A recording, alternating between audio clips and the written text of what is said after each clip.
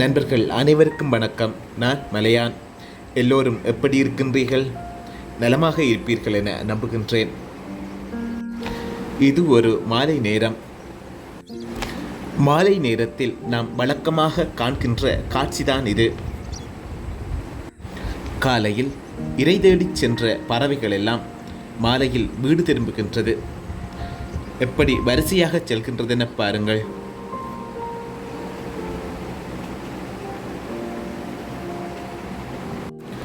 வழக்கமான மாலை நேரத்திலே வழக்கத்துக்கு மாறான ஒரு காட்சியை நாங்கள் பார்க்க இருக்கின்றோம். மட்டக்களப்பு மாவட்டத்தில் உள்ள கழுதாவளை பிள்ளையார் கோவிலின் பின்பக்கத்தில் நடக்கின்ற சம்பவம் தான் இது. பட்டிப்பளை, வெள்ளாவளி போன்ற பிரதேச செயலாளர் பிரிவுக்குள் வருகின்ற பிரதேசங்களிலேயே நாம் அதிகமான யானை நடமாட்டங்களை பற்றி கேள்விப்பட்டிருக்கின்றோம். ஆனால் இந்த யானைகள் வந்திருக்கின்ற இடம் கழுதாவளை. சில நாட்களாக தரித்து நின்ற இந்த காட்டு யானைகள் சில நாசகார செயல்களை இந்த கிராமத்தில் செய்துள்ளது. அதோ உயரமாக தெரிகின்றதே, அதுதான் போர்தேவில் கட்டப்பட்டு வருகின்ற ராஜகோபுரம். இந்த கோபுரத்தினுடைய அழகும் அதை தாண்டி செல்கின்ற காட்டு யானைகளுடைய காட்சியும் இன்னும் இந்த மாலை நேரத்தை அழகாக்கின்றது. கிராமத்திற்குள் உட்புகுந்த இந்த காட்டு யானைகள் கிராமவாசிகளினுடைய வாழ்வாதார பயிரை அளித்துள்ளது. இதனால் அப்பகுதியில் வாழ்ந்த மக்கள் மிகுந்த சிரமத்திற்கு உள்ளாகியிருந்தார்கள். சம்பவத்தை கேள்வியுற்றதும் அந்த இடத்திற்கு விரைந்த வன ஜீவராசிகள் பாதுகாப்பு திணைக்கள அதிகாரிகள் இந்த யானைகள் இரண்டையும் அங்கிருந்து அப்புறப்படுத்துகின்றார்கள். யானைகளை அதன் போக்கிலே விட்டு எந்தவித தொல்லையும் தராமல் அதனை இங்கிருந்து விரட்டுகின்றார்கள். யானைகளுடைய உறைவிடமாகிய காட்டுப்பகுதிகளில் மனிதர்களுடைய செயற்பாடு அதிகரிக்கின்றது. மாடுகள் போன்ற விலங்கினங்களை மேய்ச்சலுக்காக காடுகளில் கட்டுகின்றார்கள் மனிதர்கள். அது மட்டுமல்லாமல் அந்த மிருகங்களை பார்த்துக் கொள்வதற்காக உறைவிடங்களையும் அமைக்கின்றார்கள் மனிதர்கள்.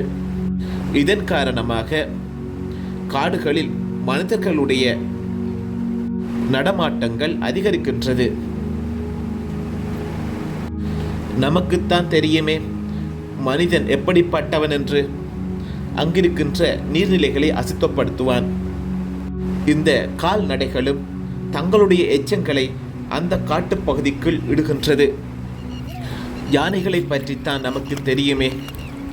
அவைகள் வித்தியாசமானவை. அசுத்தப்படுத்தப்பட்ட நீர்களை அவைகள் குடிப்பதில்லை.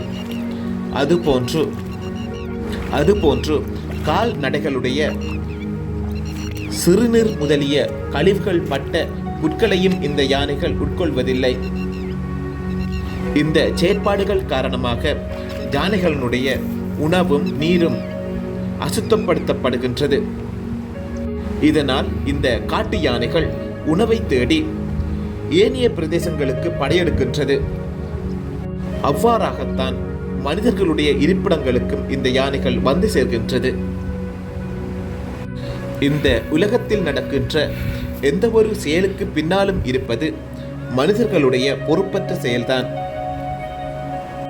அவைகள்தான் அனைத்தையும் பாதிக்கின்றது. மனிதர்களுடைய இவ்வாறான செயற்பாடுகள் இனிவரும் காலங்களிலும் காடுகளில் தொடருமேயானால் காட்டு விலங்குகள் மனிதர்கள் வாழ்கின்ற இடத்தை நோக்கி படையெடுப்பதும் தவிர்க்க முடியாத ஒன்றாக மாறிவிடும். இதன் மூலமாக பாதிக்கப்படுவது அப்பாவி விவசாயிகளும் கிராமவாசிகளும் தான். இந்த உலகத்தில் வாழ்கின்ற மிகவும் புத்திஜீவியான மனிதர்களாகிய நாங்களும் சில விட்டுக் கொடுப்புகளை செய்வதன் மூலமே இது போன்ற செயல்களை எம்மால் தடுக்க முடியும். விலங்குகளினுடைய உறைவிடமான காடுகளை அவர்களிடமே ஒப்படைப்போம். அதற்குள் எமது நடமாட்டத்தை குறைத்துக் கொள்வோம். நண்பர்களே, இது போன்ற காணொளிகளை பதிவிட நான் ஆவலாகவே இருக்கின்றேன். தொடர்ந்தும் உங்களுடைய ஒத்துழைப்பை தாருங்கள். நன்றி.